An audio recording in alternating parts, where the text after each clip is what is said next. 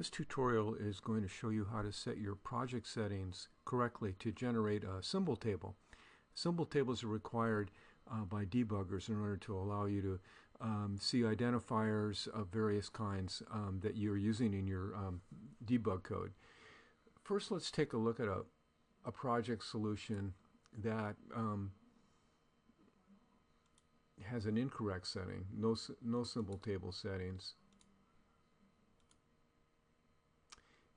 First of all, let me show you what happens when you don't have the correct settings. I'm going to go ahead and make a little change to this program and then build the program. Building then, of course, is assembling and linking, and it does build correctly. So there's no syntax errors in it. There's no undefined external references in the program. But there's no symbol table at this point. So if I try to step into the program, in other words, debug starting at the first line of code, I'm going to get an error message. And basically what it's telling me here is I have no symbol table information. Binary was not built with debug information. So what I want to show you then is the project settings that generate that kind of error. Within the linker portion of project settings, if we go to the debug, which is already on the display, you can see that generate debug info is no. It should be yes. And debuggable assembly is also no, and it should be yes. So let's go ahead and close this guy up, close this solution up, and open a solution with the correct project settings to generate symbol tables. Open project, and let's get this guy here. He'll do the job for us.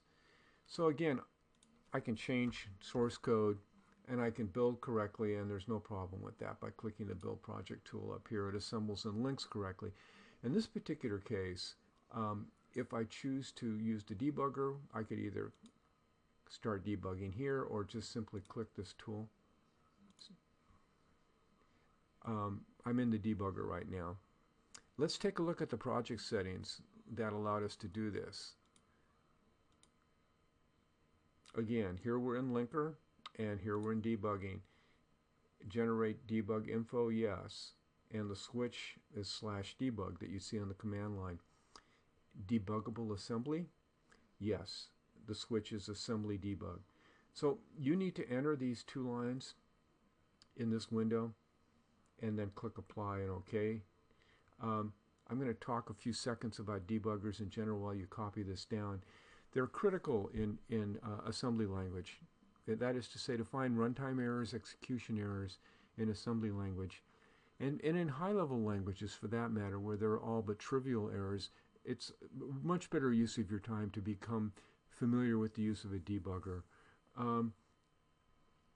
So I think by now you've got these guys copied down. You're going to be using a debugger in this class.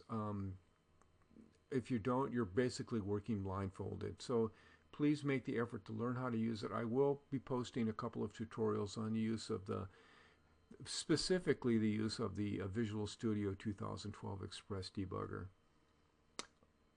Okay, at this point then, I think we're done. We could walk through this code using the debugger, but we'll save that for a later tutorial.